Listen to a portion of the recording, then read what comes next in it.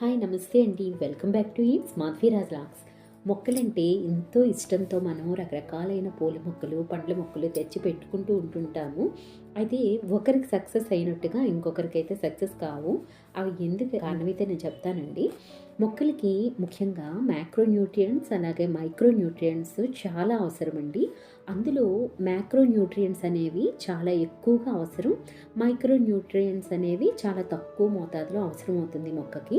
అయితే కొన్ని రకాలైన పోషకాలు అనేవి మనం వేయకుండానే మొక్క అనేది మనం పోసే వాటర్ ద్వారా కానీ లేదంటే గాలి ద్వారా కానీ గ్రహిస్తాయి అన్నమాట పోషకాలు.